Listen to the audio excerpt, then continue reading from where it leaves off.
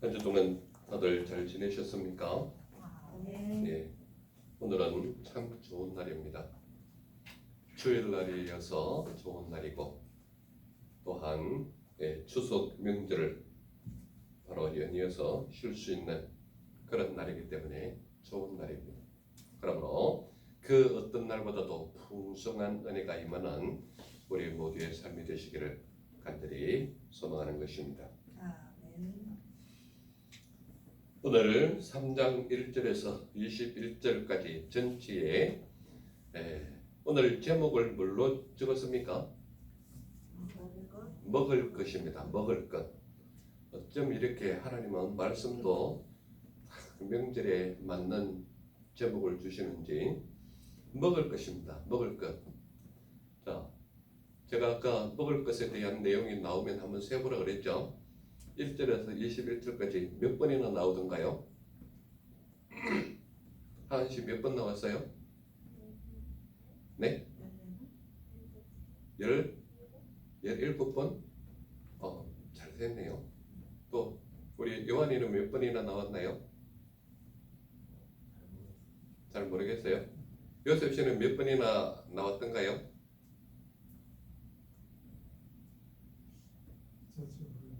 잘 모르겠습니까? 한 3번 나와 봅니다. 그래도 우리 한이가 제일 근처까지 갔습니다.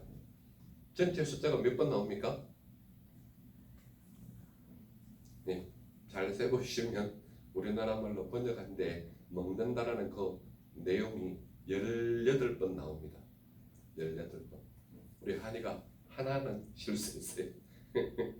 그래도 잘 세었습니다. 잘 세보면 18번 나올 겁니다. 그래서 오늘 제목은 바로 먹을 것입니다. 주제적인 구절은 바로 19절에 나와 있는데요. 19절 우리 같이 한번 읽어볼까요? 시작. 내가 흙으로 돌아갈 때까지 얼굴에 땀을 흘려야 먹을 것을 먹으리니 내가 그것에서 취함을 입었습니다. 바로 이게 우리의 먹을 것에 대한 주제적인 것입니다. 어떻게 해야 먹을 것을 먹는다고요? 얼굴에 땀을 흘려야 먹을 것을 먹으리라 이 말입니다. 때일부터 이미 빠른 사람들은 금요일 날 일을 마치고 바로 고향으로 가는 사람도 많이 있는 것을 우리는 보게 됩니다. 그러므로 대부분 고향으로 갈 만한 사람들은 이미 다 갔고, 그래도 믿음 있는 사람은 오늘 주님들에 나와서 예배하고 아마 고향으로 가지 않을까 그런 생각을 해봅니다. 우리가 잘 알다시피 추석 명절에는 먹을 것이 풍성합니다. 네, 제가 기도 속에도 말씀드렸지만 추석 때는 항상 핵과일을 먹을 수 있는 제일 기쁜 시간이고, 또 핵국식으로 만든 밥도 먹을 수 있지만 떡도 핵국식으로 만드는, 그래서 먹을거리가 아주 풍성한 그러한 명절이 바로 우리 고유의 명절 추석인 것입니다. 그러므로 이 추석 명절에는 참 어디를 가든지 인심이 풍성해져서 먹을 것들이 참 많이 있기도 하지만 또 대접을 하는 그런 명절이 우리 추석 명절인 것을 알 수 있습니다.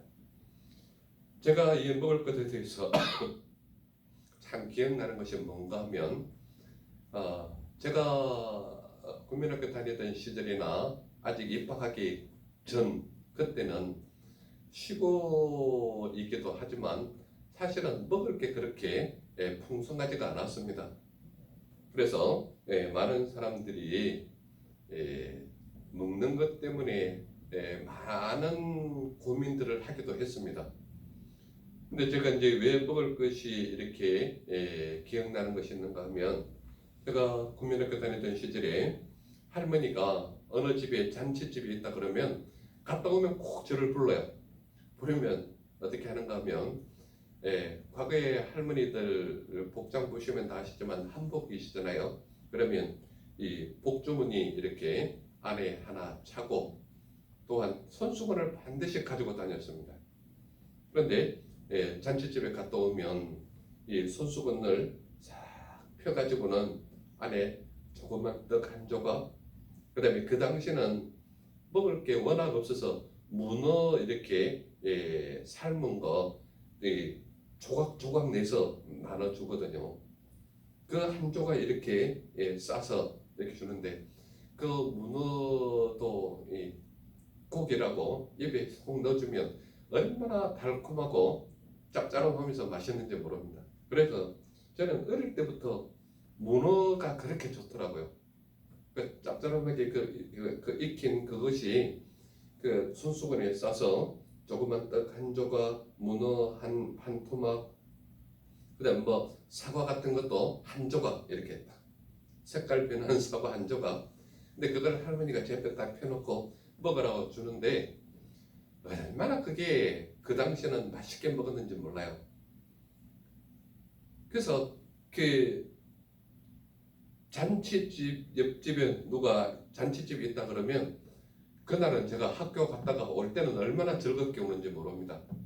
신나게 친구들하고 뛰어서 오기도 하고 놀기도 하고 그러는데 꼭 잔치 마치고 나면 할머니가 주머니에 싸우든지 아니면 손수건에 싸우든지 아주 작은 음식 이렇게 그걸 정말 꿀맛같이 먹었던 그런 기억이 있습니다. 그래서 이 먹을 것이라는 그 의미가 나타나면 그 할머니의 손수건과 복주머니 이게 늘 기억에 남아 있는 거예요. 그런데 그때나 지금이나 여전하게 음식 많은 곳에서 꼭 많이 먹고 탈나는 사람도 꼭 있지 않습니까? 그러므로 우리가 음식을 먹을 때도 조심해서 먹어야 되고 항상 먹을 때도 정말 어른들이 꼭 이야기하는 게 있지 않습니까? 꼭꼭 씹어 먹어라. 왜 그러겠습니까? 음식 잘못 먹으면 탈이 나니까. 오늘 본문 말씀에 바로 먹을 것이라는 내용이 그 먹는다라는 내용이 18번이나 반복됩니다. 21절이라는 그 말씀 속에 18번이나 반복되는데 이 바로 먹을 것에 대한 내용들이 오늘 읽은 본문 전체를 차지하고 있는 거예요. 그렇다면 오늘 우리가 읽은 이 본문 속에서 내가 땀을 흘려야 먹을 것을 먹으리라 이렇게 말하는 19절 말씀이 있는데 도대체 이 말씀이 우리에게 무엇을 알려주려고 먹을 것에 대한 얘기를 하고 있는지 이것을 우리가 말씀을 통해 한번 살펴보려고 하는 것입니다. 그래서 이 먹을 것에 대한 첫 번째 관점이 뭔가 하면 1절 말씀 우리 같이 한번 읽어볼까요? 1절 말씀 같이 시작. 그런데 뱀은 여호와 하나님이 지으신 들 짐승 중에 가장 강교하니라. 뱀이 여자에게 물어 이르되 하나님이 참으로 너희에게 동산 모든 나무의 열매를 먹지 말라 하시더냐. 뱀이 하나님께서 지은 들짐승 중에 가장 강교하다고 말하는 겁니다. 그런데 그 강교한 뱀이 여자에게 질문을 하는데 질문을 아주 교묘하게 해요.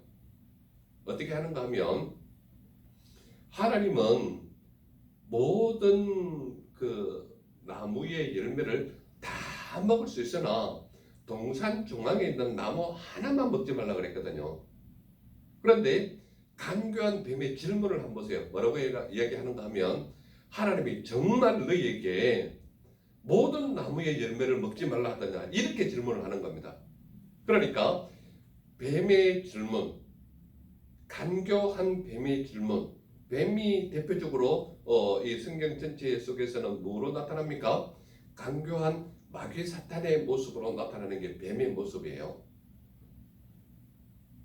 그런데 이 간교한 뱀이 뭐라고 질문하는가 하면 하나님은 모든 나무의 열매를 다 먹어도 되나 동산 중앙에 있는 그 나무 열매 하나만 먹지 말라 그랬거든요. 그런데 이 간교한 뱀의 질문은 뭐라고 얘기하는가 하면 하나님이 정말 너희에게 모든 나무의 열매를 먹지 말라 하더냐 이렇게 간교하게 속이는 질문을 하는 겁니다. 그래서 하나님이 너희에게 동산 모든 나무의 열매를 먹지 말라 하더냐 교묘한 질문을 하는 겁니다. 우리가 분명히 하나님께서는 우리에게 그 수많은 나무의 모든 것을 먹지 말라고 얘기를 한 것이 아니라 오직 하나만 먹지 말라고 그랬거든요. 오직 하나만. 그러니까 우리 사람은 아주 연약한 것이 뭔가 하면 하나님의 말씀을 분명히 이것을 말했음에도 불구하고 누군가가 마음이 비틀어진 질문을 살짝 우회적으로 돌려서 하면 그게 그런가? 이렇게 마음이 혹 가버리는 거예요. 이런 것이 우리 사람은 조심해야 되는 부분이다 이 말입니다. 하나님은 분명히 모든 것을 허락하되 딱 한 가지만 금했거든요. 그럼에도 불구하고 이 간교한 뱀의 질문은 하나님이 정말 너에게 모든 나무의 열매를 먹지 말라 하더냐 이렇게 간교하게 속이는 질문을 한다 이 말입니다. 근데 이 여자의 대답은 뭔가 하면 하나님이 먹을 수 있도록 했다라고 얘기하는 거예요. 먹을 수 있다. 그런데 5절을 우리 같이 한번 읽어볼까요? 5절 뭐라고 말씀하는지 보겠습니다. 5절 같이 시작. 너희가 그것을 먹는 날에는 너희 눈이 밝아져 하나님과 같이 되어 선악을 알 줄 하나님이 아심이니라. 지금 무슨 말을 하고 있는 거예요? 뱀이 아주 간사하게 너희가 그것만 먹으면 어느 위치까지 간다는 거예요? 하나님의 위치까지 갈 수 있다라는 것을 은연중에 비치고 있는 거예요. 이런 말을 하니까 동산 중앙에 있는 나무는 그 말을 하기 전이나 하고 나서나 똑같은 열매인데 그 말을 듣고 나서 그 열매를 보니까 안목이 확 바뀌어버리는 거예요. 그 바뀌어지는 구절이 어디에 있습니까? 어디에 있습니까? 6절에 있는 거예요. 6절 같이 한번 읽어볼까요? 한 목소리로 시작. 여자가 그 나무를 본즉 먹음직도 하고 보암직도 하고 지혜롭게 할 만큼 탐스럽기도 한 나무인지라. 여자가 그 열매를 따먹고 자기와 함께 있는 남편에게도 주매 그도 먹은지라. 잘 보세요. 잘 보세요. 뱀이 꼬시는 그 말을 딱 들으니까 하나님과 같이 될 것을 하나님께서 아신다라고 말하고 그 말을 듣고 나서 그 똑같은 열매인데 그것을 딱 보니까 보암직도 하고 먹음직도 하고 보기에 탐스럽기까지 하게 보이는 거예요. 이게 바로 뭔가 하면 사람들이 말하는 이생의 안목인 거예요. 이생의 안목이 뭐예요? 이 세상을 살아가는 모든 사람들이 가지고 있는 안목으로 보니까 그 말을 듣는 즉시로 그 마음이 혹 바뀌어버리는 거예요. 어떻게 바뀌는가 하면 딱 보니까 먹음직도 하고 탐스럽기도 한 그런 모습으로 보이는 거예요. 이게 사람의 이생의 안목인 것이 하나님의 말씀은 분명히 모든 것을 허락했고 그 먹지 말라 하는 것은 한 가지임에도 불구하고 사람은 99가지를 놔두고 먹지 말라는 한 가지를 보는 거예요. 그것을 다르게 해석하면요, 많은 사람들은 자기가 하나님께로 받은 탤런트가 너무나도 많음에도 불구하고 자기에게 잘못하는 한 가지를 지적받으면요, 그 한 가지가 99가지의 장점을 확 덮어버리는 나쁜 결함이 인간에게 있는 거예요. 그러므로 사람들은 언제나 내가 99가지의 나쁜 관점이 내게 있다 손칠지라도 한 가지 잘하는 게 있으면 그 한 가지가 99가지의 나쁜 점을 확 덮을 수 있는 강하고 긍정적인 믿음이 우리에게 있어야 된다는 거예요.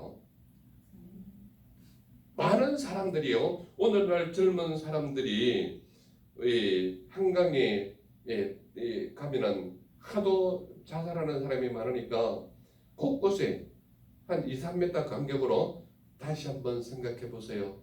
자기 자신을 귀하게 여기세요. 이런 글자가 얼마나 많이 붙어 있는지 모릅니다. 요즘 대전 여기 한빛경과 여기에도 그런 문제가 있어서 거기에도 지금 이렇게 티켓을 붙여놓은 거 아시는지 모르겠습니다. 거기 가면은 2-3m 간격으로 당신은 귀한 분입니다. 당신은 사람답게 왜 태어났습니다. 막 이런 글귀가 붙어 있어요. 왜 그렇습니까? 인간의 마음은 무엇을 보느냐에 따라서 그 마음의 결정이 확 달라지는 거예요.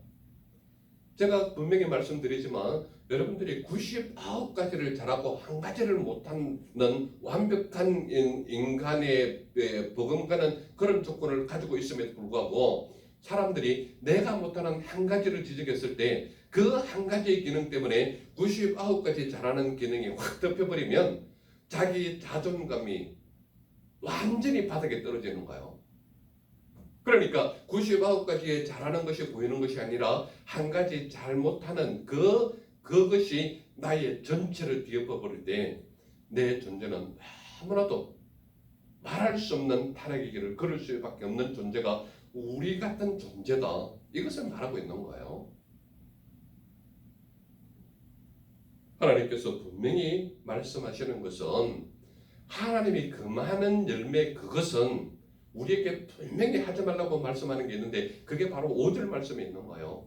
5절 한번 볼까요? 우리가 아까 읽었지만 한번 같이 한 번 더 읽겠습니다. 5절 시작.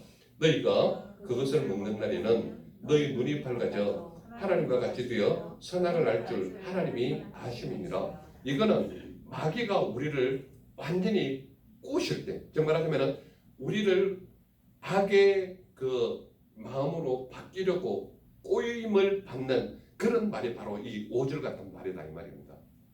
그러므로 우리가 알 수 있는 모든 것은 하나님과 같이 된다라는 그것은 너를 신적인 존재로 만들겠다라는 이야기거든요. 이 세상 그 어떤 것도 하나님과 동격 위치로 갈 수 있다는 그 자체가 죄 중에 가장 큰 죄악이고 올라갈 수 있는 타락 중에 가장 높은 타락이 바로 하나님과 같이 되는 그런 모습의 타락이 우리 인간의 타락인 것입니다. 우리가 예수 그리스도를 믿는 믿음의 사람은 내가 아무리 높아봐야 하나님의 위치까지 가려고 하는 그 자체는 우리에게는 정말 하나님 앞에 감출 수 없는 죄악이 되어버릴 수밖에 없고 타락 중에 가장 큰 타락이 바로 그러한 타락입니다. 그래서 창세기에 나오는 바벨탑의 사건이 뭐라고 얘기합니까? 우리가 우리의 이름을 내고 더 이상 흩어짐을 면하자. 그래서 탑을 어디까지 세우겠다고요? 하나님이 계시는 그 하늘까지 닿게 하겠다라는 계획이 바로 타락한 사람들의 계획이었다 이 말입니다. 그래서 하나님이 너희에게 동산 모든 나무의 열매를 먹지 말라 하시더냐 이 말은 하나님께서 모든 나무를 허락하셨지만 단 하나를 허락하지 않았음에도 불구하고 단 하나 허락하지 않은 것이 인생의 전부를 덮을 만한 그러한 꾀임이 바로 뱀의 꾀임이고 마귀의 꾀임이고 마귀 사탄의 꼬임이다. 이것을 분명히 말씀이 우리에게 말하고 있는 겁니다. 그런데 이것을 어떻게 했는가 하면 6절에 보면 여자가 본즉 먹음직도 하고 보암직도 하고 탐스럽기도 한 나무라는 것을 보니까 여자가 먹고 바로 자기 남편인 아담에게까지 먹게 하는 이러한 죄를 범하는 것이 제일 먼저 나타나는 관점이다. 이 과일을 먹고 난 다음에 바로 어떠한 현상이 일어났습니까? 바로 7절과 같은 현상이 나타나는 거예요. 7절 같이 한번 읽어볼까요? 시작. 이에 그들의 눈이 밝아져 자기들이 벗은 줄을 알고 무화과 나무 잎을 엮어 치마로 삼았더라. 그들의 눈이 밝아져 자기들이 벗은 줄을 알았다라는 것은 어떤 의미인가 하면 그들의 눈이 밝아지게 됐는데 하나님의 위치까지 올라가는 밝은 것이 아니라 오히려 악함에 더 많은 눈이 밝아졌고 보지 말아야 할 것을 보는 눈이 열렸기 때문에 자기 자신의 벗은 것이 너무나도 적나라하게 드러난 거예요. 우리가 지난주에 설교했듯이 2장에 나타나는 것은 아담과 하와는 한 가정을 이루었기 때문에 벌거벗었으나 부끄러움이 없었더라라는 개념을 제가 설교했거든요. 그런데 여기에서 하나님께서 금하시는 열매를 먹자마자 바로 첫 번째로 하는 행동이 뭔가 하면 무화과 나무 잎을 엮어 치마로 삼았던 사건이 일어나는 거예요. 실제로 바로 그 사건이 일어나지 않습니까? 이에 그들의 눈이 밝아져 자기들이 벗은 줄을 알고 무화과 나무 잎을 엮어 치마로 삼았다라는 내용이 나오는 겁니다. 그러니까 인간의 마음속에는 하나님과 같이 되는 것을 알게 되는 그 순간부터, 그 말을 들은 것부터 이미 마귀 사탄의 꾀임에 넘어간 거예요. 그 순간에 바로 그들의 눈이 밝아졌다라고 말하고 있는데, 어떠한 식으로 받아들이게 밝아졌는가 하면 자기가 벗은 줄을 안 거예요. 이 과일을 먹기 전에는 벌거벗었으나 하나님 앞에서 전혀 개의치 않는 모습이었거든요. 그러나 하나님께서 금한 그 열매를 먹자마자 자기가 벗은 줄을 알아서 가릴 수 있는 뭔가가 필요한 겁니다. 그래서 무화과 나무 잎으로 바로 치마를 삼는 그들의 모습을 볼 수 있다 이 말입니다. 그런데 더욱 기가 찬 것은 10절 말씀 우리 같이 한번 읽어볼까요? 10절 한 목소리를 읽겠습니다. 시작. 이르되 내가 동산에서 하나님의 소리를 듣고 내가 벗었으므로 두려워하여 숨었나이다. 이런 사건이 일어나는 겁니다. 여호와 하나님께서 에덴 동산에 나타나서 내가 어디 있느냐? 여호와 하나님께서 그렇게 물었거든요. 그러니까 바로 어떤 현상이 나타나는가 하면 내가 벗었으므로 두려워하여 숨었다라는 거예요. 내가 벗은 것을 알고 내가 두려워하는 것도 느꼈고 바로 숨는다라는 개념까지도 나아가는 거예요. 이게 뭡니까? 바로 죄의 점층성이에요. 점층성이라는 건 뭡니까? 죄를 지었을 때 처음에 나타나는 것이 1이라면 그 다음에 나타나는 것이 2요, 그 다음에 나타나는 것이 3이다 이 말이에요. 점점 갈수록 죄는 처음 하나 짓기가 힘들어서 그렇지 한 번 죄를 지으면 두 번째는 좀 더 강하게, 세 번째는 좀 더 강하게 나타나는 것이 바로 죄의 점층성이다 이 말입니다. 그래서 잠언서에 가면 가르치는 것이 무엇입니까? 우리나라 속담에도 그런 게 있죠. 바늘 도둑이 소도둑 된다.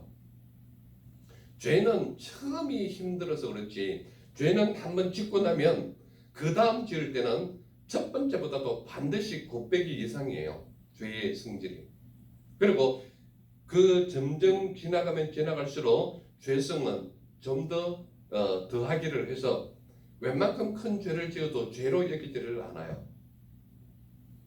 요즘 제가 여기 왔다 갔다 하면서 이 사거리를 지나다 보면 중고등학교 학생들이 빨간 불임에도 불구하고 차가 지나감에도 불구하고 별로 관계없이 지나가요. 왜 그럴까요? 이게 죄라는 개념, 즉 말하자면 사회법을 어기고 있다라는 개념이 중고등학생임에도 불구하고 이미 사라져버린 거예요. 굉장히 위험함에도 불구하고 아무런 관계없이 자전거도 분명히 빨간불인데도 불구하고 차가 지금 지나가고 있는 상태에서도 쑥 지나가 버리는 거야. 그러니까 우리의 마음속에는 그만큼 죄성이 습관화되어서 죄가 죄인 줄을 모르는, 그리고 말씀을 어겼음에도 불구하고 말씀을 어겼다라는 개념이 별로 없는 것이 왜인가 하면 죄를 죄로 인식하지 못하는 단계까지 왔을 때 더욱 그렇다 이 말입니다. 그들의 눈이 밝아져 자기들이 벗은 줄을 알았다라는 것은 첫 번째로 나타나는 것이 무화과 나무 잎을 엮어 치마로 삼았다는 것이 바로 그들의 모습이고, 또한 내가 벗었으므로 두려워 숨었나이다라는 것은 하나님께서 내가 어디냐 부르실 때 숨는, 그리고 두려워해서 숨었다라는 개념. 즉 말하자면 하나님의 말씀을 어겼을 때 두려움이 먼저 오고 자기를 가릴 만한 무언가를 찾고 그 다음에 나타나는 것은 하나님의 말씀에 뒤로 숨어버리는 그런 모습이 나타나는 것이 바로 죄성이다 이 말입니다. 그리고 아주 적나라하게 드러나는 그런 모습인데 죄를 다른 사람에게 자꾸 전가시켜요. 저 사람 탓이다, 저 사람 탓이다. 그러니까 죄의 특이성은 뭔가 하면 나 아닌 다른 사람에게 자꾸 전가하는 거예요. 어디에 나타납니까? 아담은 여자에게, 여자는 뱀에게 죄를 전가시키는 모습이 바로 12절과 13절에 나타나지 않습니까? 12절 13절 같이 한번 읽어볼까요? 어떻게 나타나는지. 아담이 이르되 하나님이 주셔서 나와 함께 있게 하신 여자 그가 그 나무 열매를 내게 주므로 내가 먹었나이다. 여호와 하나님이 여자에게 이르시되 내가 어찌하여 이렇게 하였느냐? 여자가 이르되 뱀이 나를 꿰므로 내가 먹었나이다. 아담은 여자에게, 여자는 뱀에게 죄를 증가시키는 거예요. 이러한 상태에서 나타나는 죄의 결과가 있습니다. 죄의 결과가 뭡니까? 15절 한번 보세요. 15절 같이 한번 읽어볼까요? 시작. 내가 너로 여자와 원수가 되게 하고 내 후손도 여자의 후손과 원수가 되게 하려니 여자의 후손은 내 머리를 상하게 할 것이요 너는 그의 발꿈치를 상하게 할 것이니라. 즉 말하자면 15절에 나타나는 죄의 결과가 뭐냐? 내가 너로 여자와 원수가 되게 하겠다 이 말입니다. 즉 말하자면 여자와 원수가 되겠다 하라는 것은 여자의 후손으로 태어난 예수 그리스도를 의미하는 것이고 예수와 사탄은 절대적인 원수가 되는 겁니다. 그래서 예수는 마귀 사탄을 이겼지만 마귀 사탄은 다칠 수 있게 하는 유일한 것이 뭔가 하면 발 뒤꿈치를 상하게 하는 거예요. 이 말은 무슨 말을 의미하는가 하면 마귀 사탄은 믿는 사람의 발꿈치를 상하게 한다. 아주 가벼운 상처를 낼 수밖에 없다. 그러나 원수인 여자의 아들은 어떻게 한다고요? 머리를 상하게 한다는 거예요. 사람이든지 동물이든지 머리 상하면 바로 무엇을 연결합니까? 죽음과 같다라는 거예요. 머리에 상하는 것과 발꿈치 상하는 것과는 천지차이입니다. 그러므로 우리가 아시다시피 예수 그리스도의 십자가의 보혈로 말미암아 마귀 사탄은 완전히 예수님께서 승리한 자의 모습으로 나타나고 있지 않습니까? 그러므로 죄의 결과로 나타나는 것은 내가 너로 여자와 원수가 되게 하겠다라는 것이 죄의 결과이고 그 다음에 나타나는 것이 14절에 나타나는 것처럼 내가 저주를 받아 배로 다니고 살아있는 동안 흙을 먹을 것이다 라고 말하는 것이 바로 마귀 사탄의 저주라 이 말입니다. 뱀은 지금도 여전히 배로 다니고 먹을 것을 먹을 때마다 바로 흙과 티끌을 같이 먹게 되는 것이 바로 뱀의 저주다 이 말입니다. 그리고 무엇보다도 가장 부끄러워서 벗어서 부끄러움을 다 입고 있는 모든 것에는 반드시 하나님의 말씀에 대한 저주가 나타나는 것이 벗은 자의 부끄러움이고 또한 배로 다니는 자의 부끄러움이다. 이것은 나중에 신약 성경으로 오게 되면 하나님을 섬기는 성전에서 이교 집단들이 하나님께서 가장 싫어하는 사교 행위를 하고 우상 숭배도 하고 그들이 섬기는 그들이 그 안에서 난잡한 짓을 하는 그러한 모습들이 바로 뱀의 저주고 마귀 사탄의 저주다. 이것을 나타내는 겁니다. 그러한 자들은 결과적으로 갈 수 있는 곳은 어두운 곳이고 어두운 곳의 대표적인 곳이 서울이고 서울을 다른 말로 하면 지옥이라는 것을 의미하는 것입니다. 그렇기 때문에 죄의 결과는 하나님께서 저주로 나타나는 것이기 때문에 배로 다니면서 살아있는 동안에는 흙을 먹을 것이라는 저주가 바로 뱀의 저주예요. 그리고 무엇보다도 여자에게는 뭐라고 얘기하는가 하면 임신하는 고통을 크게 더하겠다는 거예요. 그러므로 여자가 살아있는 동안에 가장 큰 고통을 느끼는 것은 아기 낳는 산통인 거예요. 이것이 하나님께서는 여자에게 임신하는 고통을 크게 더하겠다라고 말하는 것입니다. 이 모든 일을 통하여 하나님께서는 어떠한 결과적으로 나타나는가 하면 여호와 하나님이 그들을 위하여 가죽옷을 지어 입히셨다라고 말하고 있습니다. 21절입니다. 같이 한 목소리로 한번 읽어볼까요? 시작. 여호와 하나님이 아담과 그의 아내를 위하여 가죽옷을 지어 입히시니라.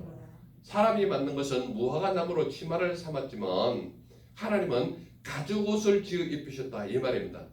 아니 이 의미가 무엇인지 우리가 한번 살펴보도록 하겠습니다. 아담과 그의 아내를 위하여 가죽옷을 지어 입히신 것이거든요.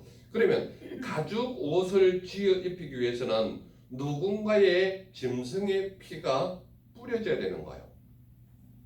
그것은 결과적으로 무엇인가 하면 아담과 하와의 죄를 씻기 위하여서 동물의 피를 뿌림을 당하는 그런 모습이 나타나는 것이 바로 가죽옷이다 이 말입니다. 그러므로 많은 사람들이 구약에는 실제적인 구원이 일어나지 않았다라고 말하고 있는데 천만의 말씀입니다. 하나님은요, 언제 구원의 역사를 우리에게 나타내셨는가 하면 사람이 죄를 짓는 그 순간에 바로 구원의 역사를 나타낸 거예요. 어떻게 나타납니까? 바로 가죽옷으로 나타난 거예요. 가죽옷은 짐승의 피를 뿌렸다라는 의미인데, 짐승의 피는 구약의 의미로서 그 사람의 죄 지은 죄를 대신하기 위한 것이 바로 짐승의 피였거든요. 그러므로 아담과 하와의 죄를 덮기 위해서는 가죽옷을 지어 입히셨다라는 이 말 속에는 뭐가 필요한가 하면, 가죽옷을 짓기 위해서는 누군가의 짐승 한 마리가 죽임을 당했다라는 거예요. 이것은 무엇을 예표하는가 하면 우리 모든 인류의 죄를 구속하기 위해서 예수 그리스도가 십자가에 못 박혀 돌아가실 것이라는 예표가 바로 이 상황이에요. 그러므로 하나님은 구원의 손길을 언제 펼쳤는가 하면 창세기에 제일 먼저 나타나는 죄성이 나타나자마자 하나님은 그들을 구원하실 구원의 비책을 나타낸 것이 바로 창세기 3장이다 이 말입니다. 그러므로 이 가죽옷을 지어 입히셨다라는 이 사건은 결과적으로 짐승의 피가 필요한 것이고, 짐승의 피의 의미는 죄를 지은 것에 죄를 사하는 표시가 바로 짐승의 피였다. 그러므로 가죽옷을 지어 입히셨다는 것은 그들을 구원하는 하나님의 손길의 나타남이 가죽옷이었다. 그러면 그 가죽옷의 의미는 무엇이냐? 가죽옷의 의미는 뭐예요? 예수 그리스도의 핏뿌림으로 말미암아 우리는 의인이 되었고, 의인이 입는 옷은 거룩한 의인의 옷이 바로 예수의 옷을 입었다라고 말하는 거예요. 그렇다면 오늘을 살아가는 수많은 사람들은 왜 먹을 것을 먹지 못하느냐? 그들은 이 생의 안목으로 보기 때문에 진짜 먹어야 할 것을 먹지 못하는 거예요. 보암직도 하고 먹음직도 하고 보기에 탐색기도 한 그러한 이생의 안목으로 보기 때문에 진짜 먹어야 할 것을 먹지 못하는 것이 오늘날 살아가는 수많은 사람들의 모습이다 이 말입니다. 그리고 무엇보다도 그들은 나를 살리는 먹을 것이 무엇인지 모르기 때문에 진짜 먹어야 할 것을 먹지 못하는 그들의 삶이 있다 이 말입니다. 그리고 많은 일반적인 사람의 생각은 먹고 배부르면 된다는 생각이기 때문에 진짜 먹어야 할 것을 먹지 못하는 그들의 삶이 우리의 삶 속에 나타난다 이 말입니다. 예수님은 우리가 먹을 것을 제공하시는 하나님이 우리가 믿는 예수님이시다. 예수님은 우리에게 분명히 말씀하시기를 동산 모든 나무의 열매를 다 먹을 수 있는 권한을 우리에게 주신 겁니다. 다만 한 가지만 먹지 말라고 말한 거예요. 그러나 제가 말씀드린 대로 인간의 모습은 먹지 말라 하는 하나의 나무에 초점이 가는 거예요. 수많은 것을 누릴 수 있는 권한이 있음에도 불구하고 그 많은 그 한 가지에 눈이 가니까 사람은 죄를 저지를 수밖에 없고 하나님의 말씀을 배반할 수밖에 없고 하나님을 대적하는 모습이 우리의 삶 속에 드러날 수밖에 없는 것이 연약한 우리 인간의 모습이다 이 말입니다. 그러므로 동산 중앙에 있는 나무의 열매를 먹게 하셨지만 그 한 가지 먹지 못하는 그것 때문에 예수님은 우리를 위해 보혈로 돌아가시는 그런 관계까지 오게 했다 이 말입니다. 그리고 예수님은 하나님의 소리를 듣는 것이 우리의 먹을 것이라는 것을 분명히 말하고 있는 거예요. 자, 우리 8절 말씀을 한번 읽어볼까요? 8절 한 목소리로 읽겠습니다. 시작. 그들이 그날 바람이 불 때 동산에 거니시는 여호와 하나님의 소리를 듣고 아담과 그의 아내가 여호와 하나님의 낯을 피하여 동산 나무 사이에 숨은지라. 자, 무엇을 듣고 숨었다고요? 하나님의 소리를 듣고. 이 소리는 무슨 소리일까요? 하나님께서 부르시는 목소리일 수도 있고 하나님의 임재하심이 나타날 때에 나는 소리일 수도 있고 하나님께서 에덴 동산을 거느실 때에 그 하나님의 발자국 소리가 날 수도 있다 이 말입니다. 그러나 그 모든 과정을 통해서 아담과 하와의 반응이 무엇인지 보세요. 하나님의 소리를 듣고 두려워서 숨었다라고 말하는 거예요. 그러니까 우리가 두려움을 느끼는 것은 무엇 때문에 지금 두려움을 느낀다는 거예요? 하나님의 소리. 하나님의 소리는 뭐예요? 오늘날 우리에게 들려주는 하나님의 말씀이거든요. 하나님의 말씀을 배반할 때에 우리는 곧바로 두려워서 떨리는 모습이 우리 삶 속에 나타날 수밖에 없는 존재가 우리의 연약한 존재라는 거예요. 그러므로 이 말씀이 하나님의 소리를 듣는 것이 우리의 먹을 것이 되어야 된다는 것을 말하고 있다 이 말입니다. 이해가 되십니까? 하나님의 소리를 먹고 마시는 것이 우리의 삶이 되어야 된다. 우리가 오후 예배 때 교리 시간을 통해서 하나님을 먹는 것이 무엇인지 아시죠? 예수님을 먹는다라는 것. 바로 내가 나의 살을 먹고 나의 피를 마시지 않으면 너와 나와는 관계가 없다라고 말하고 있잖아요. 예수님은 우리에게 먹을 것을 제공하시는 분. 무엇을 위해서? 우리를 살리시기 위해서. 그래서 예수님은 우리가 먹을 것을 제공하시는 하나님이 우리가 믿는 예수님이시다. 그리고 분명히 예표적으로 나타나는 것은 뭡니까? 예수님의 보혈로 우리 죄의 허물을 덮어주시는 예수님이 우리가 믿는 예수님이시다. 어떻게 덮어주십니까? 바로 가죽옷을 지어 입히시는 하나님이 우리가 믿는 예수님의 사랑의 표현이다 이 말입니다. 그분의 피로 우리의 모든 죄를 사하시는 분이 우리가 믿는 예수님이시다. 그렇다면 오늘 저와 우리 모두는 믿음의 사람인데 믿음의 사람은 어떻게 살아야 하느냐? 믿음의 사람은 먹을 것을 먹는 삶이 되어야 된다 이 말을 하고 있거든요.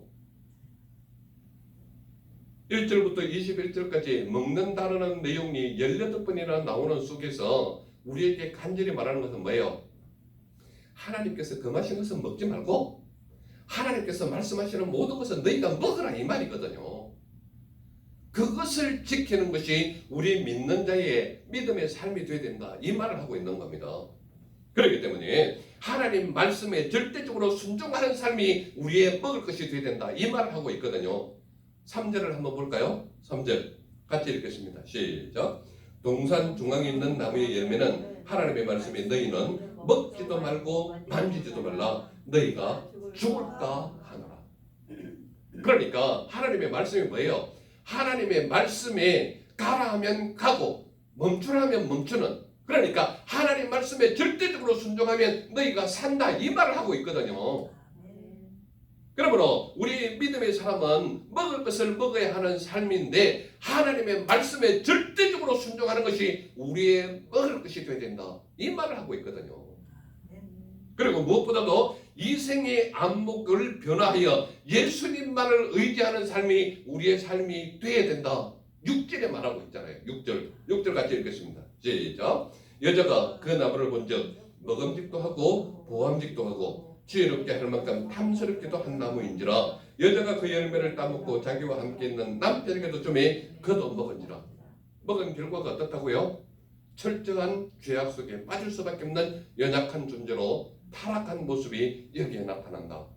그러므로 이생의 안목이 변화하여 예수님만을 전적으로 의지하는 삶이 우리의 먹을 것이 되어야 된다 이 말을 하고 있거든요. 그리고 무엇보다도 예수님의 보혈로 거룩한 의의 옷을 입는 삶이 우리의 삶이 되어야 된다. 바로 21절에서 그 말을 하고 있잖아요. 21절 같이 읽겠습니다. 시작. 여호와 하나님이 아담과 그의 아내를 위하여 가죽옷을 지어 입히시니라. 가죽옷은 이미 제가 설명을 다 했습니다. 어떠한 의미인지. 그러므로 예수님의 보혈로 거룩한 의의 옷을 입는 삶이 우리의 삶이 되어야 된다 이 말씀을 하고 있거든요. 그러므로 오늘 전체의 말씀을 통해서 우리에게 알려주는 것이 뭡니까? 너희는 먹을 만한 것을 먹어라 이 말이거든요. 추석 명절을 통하여 풍성한 먹거리가 있겠지만 우리가 진짜 먹어야 할 것을 먹어서 하나님께서 살려주시는 은혜의 모습으로 우리가 나아가기를 간절히 소망하는 것입니다. 기도하겠습니다. 사랑하는 하나님 감사합니다. 오늘도 우리에게 먹을 것이 무엇인지 분명히 깨달아 알게 해주시니 감사합니다. 주님의 뜻에 합당한 믿음의 종들로 세우사 거룩하시고 복되신 은혜와 능력으로 가득하게 하시고 말씀이 살아 숨쉬는 믿음의 종들로 세우시옵소서. 그리하여 우리가 먹을 것이 무엇인지 분명히 분별하여서 먹을 것을 먹는 우리 모두의 삶이 되게 하옵소서. 나를 보내주신 예수님 이름으로 감사하며 기도드렸사옵나이다. 아멘. 아멘.